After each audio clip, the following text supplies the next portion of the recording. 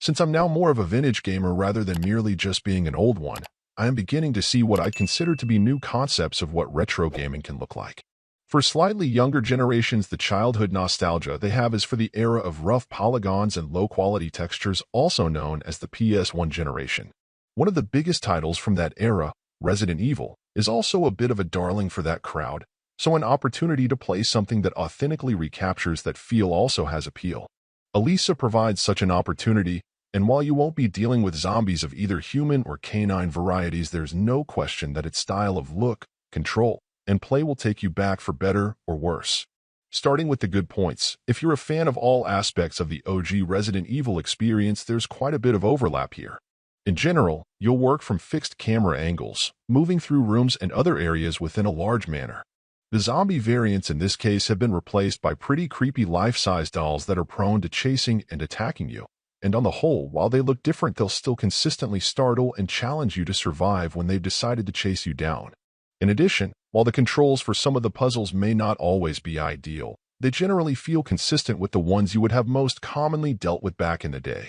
When it comes to the downsides, I'll open with the caveat that their severity will be greatly influenced up or down by how familiar you are with the classic Resident Evil style experience, and whether you can put aside more modern niceties and design improvements in the name of authentic nostalgic play. The unavoidable area that will most clearly define where you stand on this is with the classic tank control scheme, which has always been a love or hate proposition.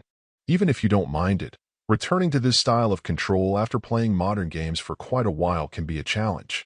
Compounding this challenge is the fact that shooting enemies is then clumsy at best, and you'll need to rely on the crosshairs icon lighting up pretty often to tell where you're even shooting given what can often be unusual camera angles. Now throw in clunky old-school mechanics for reloading, managing inventory, and limited opportunities to save, and it can make for a tough transition going back through that gaming time warp. With all of this in mind, recommending Alisa is tricky since more so than usual so much of the experience rides on how you feel about early PS1 games, their look, and their more primitive style of play. If you have a longing for a return to that look and feel, Alisa could be a great variation on a classic you already know. If, however, you've never been a fan, this will be unlikely to do anything to change your mind. If anything, it would more likely reinforce your distaste for that bygone era. Knowing where you stand on that spectrum will help determine whether it's a game for you or not. Overall, my final score for the game ended up being 7.2.